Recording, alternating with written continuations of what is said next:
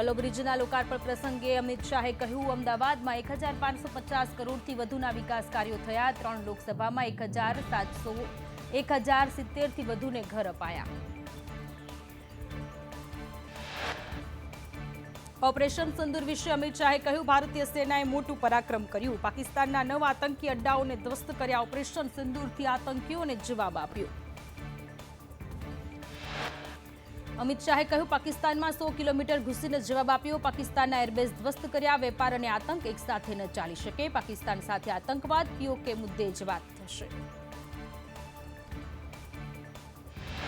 અમદાવાદના સાણંદમાં તિરંગા યાત્રાનું આયોજન. ગૃહમંત્રી અમિત શાહ તિરંગા યાત્રામાં જોડાયા. નળ સરોવર 4 રસ્તાથી મહારાણા પ્રતાપની પ્રતિમા સુધી તિરંગા યાત્રાનું આયોજન.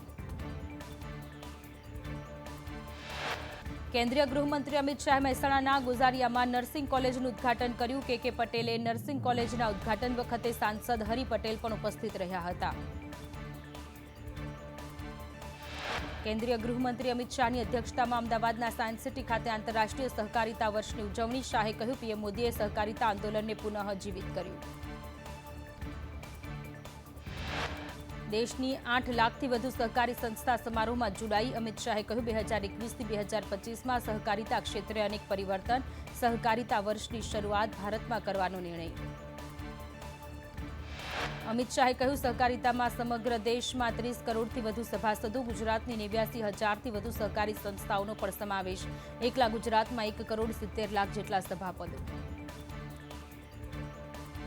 સહકારિતા મંત્રી અમિત શાહે કહ્યું, અમૂલનું વાર્ષિક ટર્નઓવર 80,000 કરોડને પાર પહોંચ્યું. આગામી 5 વર્ષમાં 5 લાખ નવી સંસ્થા સ્થાપવાનો લક્ષ્યાંક.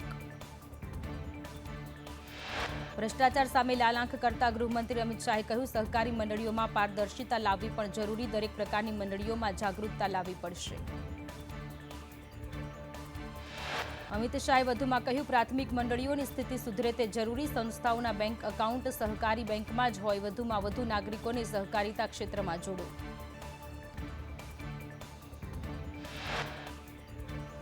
ગ્રામીણ અર્થવ્યવસ્થા અંગે વાત કરતા સહકારિતા મંત્રીએ કહ્યું, પશુઓને સહકારી માળખા સાથે જોડાવાના છે. ગોબર અને છાણની ઇકોનોમી સહકાર સેક્ટરમાં લાવવાની છે. પશુઓના સ્વાસ્થ્યની પણ ચિંતા કરવાની છે. પીએમ મોદી 26 મેના રોજ ગુજરાતના પ્રવાસે આવશે. દાહોદમાં રેલવે વર્કશોપનું લોકાર્પણ કરશે. 9000 HP લોકોમોટિવ એન્જિનનું કરશે લોકાર્પણ. પાણી પુરવઠા સ્માર્ટ સિટીના પ્રોજેક્ટનું ઉદ્ઘાટન કરશે. ડોકી ખાતે પીએમ મોદી જનસભા સંબોધન કરશે. પીએમ મોદીના પ્રવાસને લઈ કુબેર ડિંડોરે બેઠક યોજી.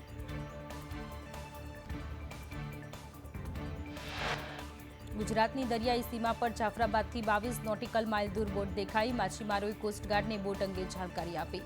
દરિયામાં તપાસ એજન્સીઓ દ્વારા તપાસ કરાઈ.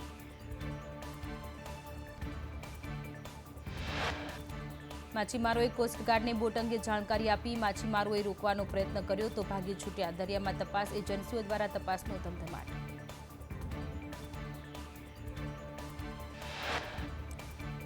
પીપાવાવ મરીન પોલીસે બોટ દ્વારા પેટ્રોલિંગ શરૂ કર્યું. તમામ લેન્ડિંગ પોઈન્ટ પર પોલીસ વોચ રાખી રહી છે. ધારાસભ્ય હીરા સોલંકી જાફરાબાદ દરિયાકાંઠે પહોંચ્યા.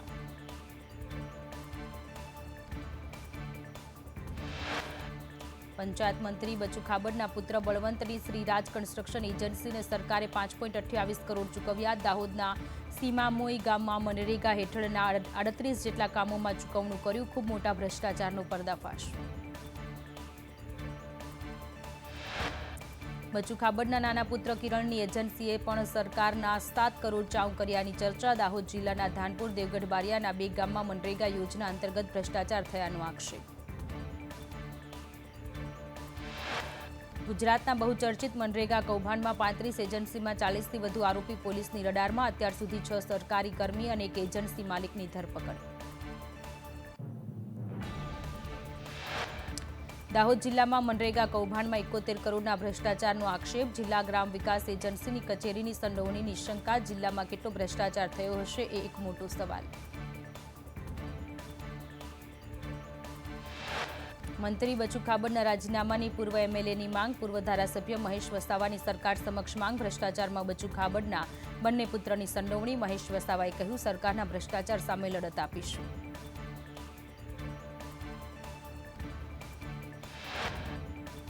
ધોલેરાના ભડિયાદમાં ગેરકાયદેસર માટી ખનનના આક્ષેપ. માટી ખનનથી ખેડૂતોના ખેતરમાં જવાનો રસ્તો બંધ. ખેડૂતોએ સ્થાનિક તંત્રને જાણ કરી પણ પરિણામ શૂન્ય.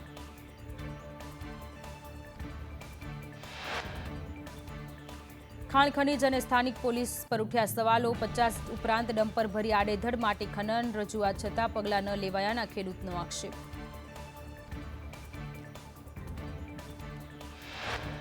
વડોદરાના કારેલીબાગ સર્કલ નજીક ભૂવો પડ્યો. 3 ફૂટ ઊંડો અને 10 ફૂટ પહોળો ભૂવો પડ્યો. વગર વરસાદે ભૂવો પડતા તંત્રની કામગીરી સામે સવાલ.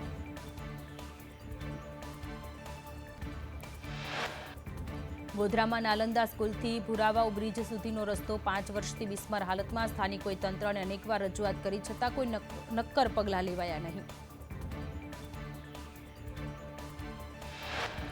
જામનગરના ધ્રોલમાં રોડ ખખડધજ હાલતમાં જોવા મળ્યા. 4 ગામોને જોડતો રસ્તો બિસ્માર હાલતમાં. નાના વાગુદળથી સગડિયા સુધીનો રોડ ખરાબ.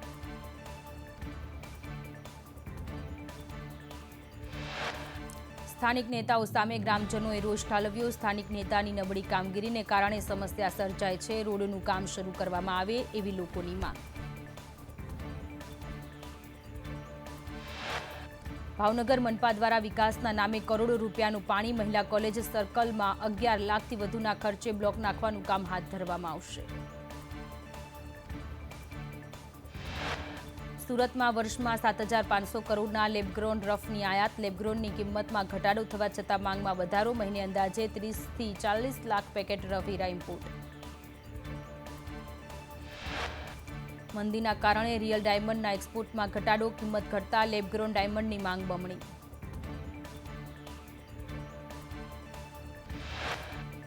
રાજકોટમાં પદ્મકુંવરબા હોસ્પિટલમાં ભર ઉનાળે દર્દીઓ પંખા લઈને આવવા મજબૂર. સંદેશ ન્યૂઝની ટીમ પહોંચતા પંખા ચાલુ કરાયા.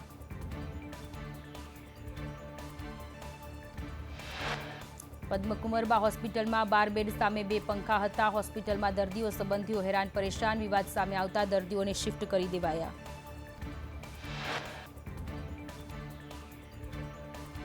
હોસ્પિટલના આરએમઓ દ્વારા નિવેદન આપવામાં આવ્યું. હોસ્પિટલમાં રિનોવેશન ચાલુ હોવાથી દર્દીઓને મુશ્કેલી.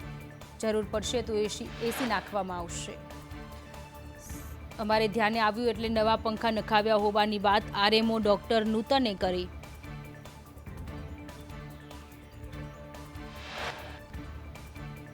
સુરતથી બેંગ્લોર જતી ફ્લાઇટના મુસાફરોનો હોબાળો. ટેકનિકલ ખામીથી ફ્લાઇટ કેન્સલ થતા હોબાળો. વૈકલ્પિક ફ્લાઇટ નહીં કરતા મુસાફરોમાં રોષ.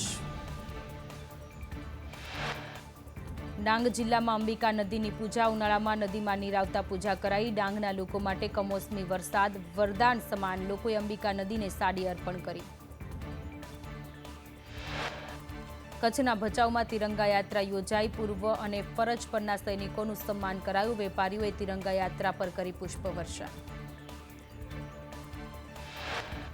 પૂર્વ કચ્છમાં હથિયારબંધીના ભંગ બદલ કાર્યવાહી. હથિયાર રાખતા 47 ઇસમોને ઝડપી પાડ્યા. શરીર સંબંધી ગુનાઓ અટકાવવા પોલીસની ઝુંબેશ. આરોપીઓ પાસેથી છરી, કુહાડી, ધારિયું જપ્ત કરાયા. મે મહિનાના અંતમાં ગુજરાતમાં વાવાઝોડું આવવાનું હવામાન નિષ્ણાંત અંબાલાલ પટેલનું અનુમાન. મેના અંતમાં ગુજરાતમાં ભર ઉનાળે અષાઢી માહોલ રહેશે.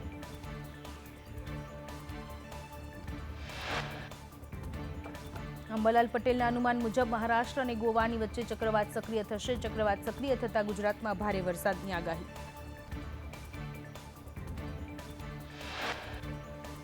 મેના અંત સુધીમાં દરિયાઈ કાંઠાના વિસ્તારો વાવાઝોડાથી વધુ પ્રભાવિત થશે. દરિયાઈ કાંઠે પવનની ગતિ 100 કિલોમીટર પ્રતિ કલાકની રહી શકે. અંબાલાલ પટેલના જણાવ્યા મુજબ 23 મેથી 31 મે સુધી ગુજરાતભરમાં માવઠાની આગાહી. સૌરાષ્ટ્ર, કચ્છ અને દક્ષિણ ગુજરાતમાં ભારેથી અતિભારે પવન સાથે વરસાદની શક્યતા. વાવાઝોડા વખતે દક્ષિણ ગુજરાતમાં ભારેથી અતિભારે વરસાદની આગાહી. સુરત, નવસારી, વલસાડ, નર્મદા, ભરૂચ, ડાંગ, તાપી અને દાદરાનગર હવેલીમાં ભારે પવન સાથે વરસાદની આગાહી.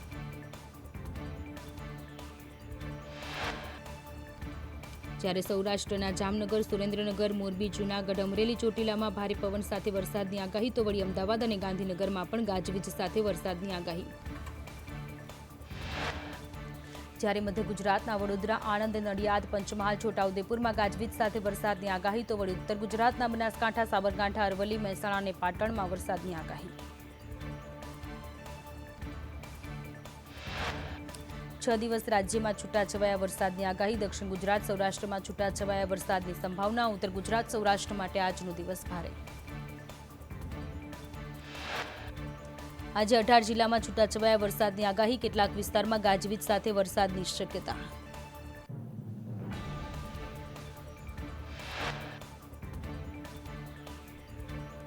રાજ્યમાં મોટાભાગના જિલ્લાઓમાં તાપમાન ઊંચકાયું. 2 જિલ્લાનું તાપમાન 40 ડિગ્રીને પાર. સુરેન્દ્રનગરમાં સૌથી વધુ 41 ડિગ્રી તાપમાન નોંધાયું.